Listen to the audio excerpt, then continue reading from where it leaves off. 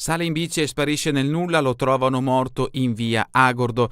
Apriamo con questa notizia l'edizione di oggi di Edicola Belluno, notizia che troviamo sul Gazzettino di Belluno. Giorgio Smagnotto, 81 anni, era uscito di casa martedì sera, una notte di ricerche, carabinieri mobilitati, il corpo avvistato all'alba sulla strada da un automobilista.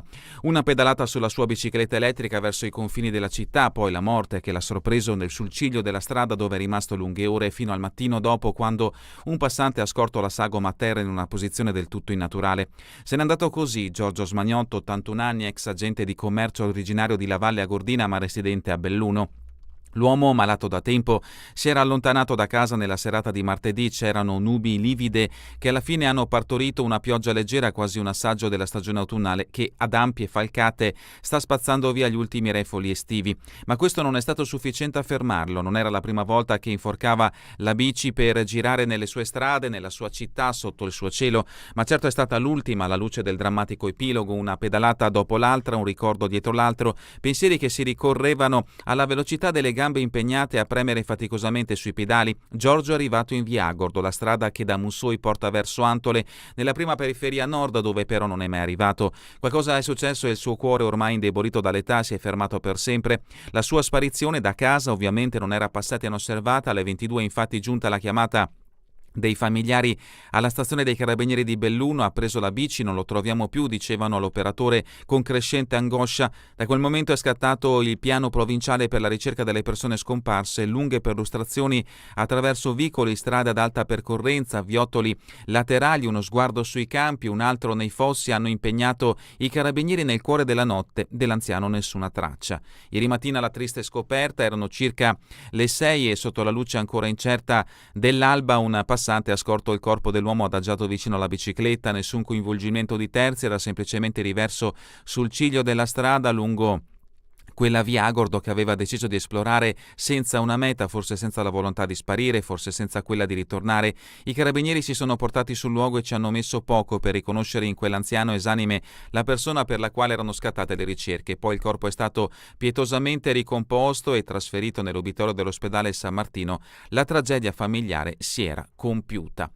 L'articolo lo troviamo a pagina 5 del Gazzettino di Belluno. Rimaniamo in questa pagina. Vigili e pistole, anche la CGIL attacca Massaro. La sigla sindacale prende posizione. Frasi riguardose. Non abbiamo mai condiviso la scelta dell'amministrazione di armare gli agenti, ma non si offendono così i lavoratori. E sempre dal capoluogo tutte notizie riferite appunto a Belluno. In questa pagina del Gazzettino, ex Agip, il tema rimane scottante, cittadini compatti contro il PUA. Insieme per Belluno, bene comune, l'amministrazione non può ignorare le 1400 osservazioni già depositate. Passiamo adesso alla prima pagina del Gazzettino di Belluno, leggiamo le notizie presenti. Qui è in gioco l'immagine dell'Italia, notizia a piena pagina, presentato il nuovo comandante provinciale dei Carabinieri Carmelo Rustico, nelle sue mani la sicurezza delle Olimpiadi. In primo piano i reati ambientali e l'incolumità dei cittadini. Subito rimpatriato in Pakistan l'autore dello scippo di Agordo, l'approfondimento di Dedonà a pagina 3. Scompare in bici, poi notte di ricerche, lo trovano morto, la notizia a cui abbiamo dato spazio con l'apertura di questa edizione di Edicola Belluno. La foto di copertina: Domegge nel 2015, la strage di animali nel Tabbià di Valesella, in mostra la foto del rogo misterioso, l'approfondimento a pagina 11. Bacchettata di Lorenzi a Fondazione Cortina. Fondazione Cortina deve contenere le spese per limitare il disavanzo, visto che nel 2022, all'inizio dell'attività, aveva ereditato un lascito di 1.200.000 euro derivante dai campionati del mondo di sci alpino Cortina 2021, mentre il 30 giugno 2024 accusava un deficit di 461.000 euro. Queste valutazioni sono state espresse ieri nel Consiglio Comunale Ampezzano nella trattazione del bilancio consolidato 2024, un documento che tiene conto della partecipazione dell'amministrazione pubblica in diverse società. L'articolo di Di Bona a pagina 11.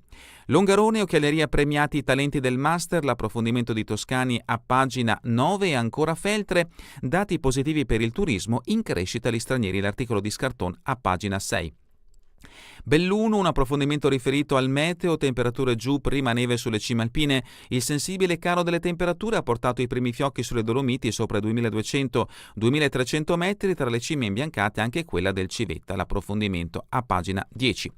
Per lo sport, articolo di Lazzarina, pagina 13, Prata troppo forte il Belluno volley, privo di Berger, cede 4 set su 4 nel primo test. Calcio, Dolomiti sfida alla corazzata Lane Vicenza a Fontanafredda, l'appuntamento è per la giornata di oggi, l'articolo a pagina 14. Cultura, Bianchini firma l'articolo a pagina 2, oltre le vette l'edizione 2025 la più lunga e ad ampio raggio. Eventi fino a gennaio in prossimità di Milano Cortina 2026 per la rassegna che si occuperà anche del cambiamento climatico. Questa è la prima pagina del Gazzettino di Belluno. Passiamo adesso alla prima pagina del Corriere delle Alpi. In primo piano, l'ora del tecnocchiale, workshop di settore a Longarone Fiere. Il presidente della Fondazione Nord-Est: siamo tutti condannati a diventare presbiti molto prima. Le imprese guardano ai giovani, abbiamo sempre più bisogno delle loro competenze digitali. L'articolo di Dalmas a pagina 2 e a pagina 3. E sempre in merito al mondo degli occhiali, l'ITS di Certottica sforna 18 giovanissimi designer che vediamo in questo scatto. L'approfondimento a pagina 22.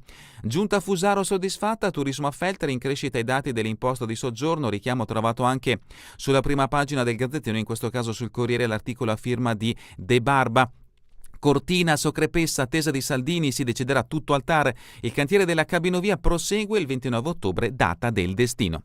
E ancora notizie dal Veneto, ex guardia giurata di Padova uccise il ladro. Mattarella firma la grazia a Massimo Zeni. Il capo dello Stato ha concesso la grazia all'ex guardia giurata che nel 2017 uccise un rom in fuga a Vedelago. L'approfondimento a pagina 13. Ancora dal Bellunese, articolo di Paolo Dalanese che troverete a pagina 21. Vietato abortire, tutti obiettori i ginecologi del San Martino. Parliamo dell'ospedale del capoluogo. Sono state 138 nel 2024 le interruzioni volontarie di gravidanza in provincia, tutte eseguite a Feltre. I nodi della sanità bellunese, l'approfondimento di Paola Dalanese, appunto a pagina 21. Ancora dalla prima pagina del Corriere delle Alpi, politica, Meloni, flottilla, missione irresponsabile, altro raid con droni contro la spedizione umanitaria, subito polemiche in Italia. Il commento Trump degli Stati Uniti, il paracetamolo come uno strumento politico. Approfondimenti in questo caso che troverete a pagina 6. E con i richiami presenti sulla prima pagina del Corriere delle Alpi e sulla prima pagina del Gazzettino di Belluno termina questa edizione di Edicola Belluno. A voi tutti un buon proseguimento di giornata in compagnia come sempre di Radio ABM, la web radio dell'Associazione Bellunesi nel Mondo.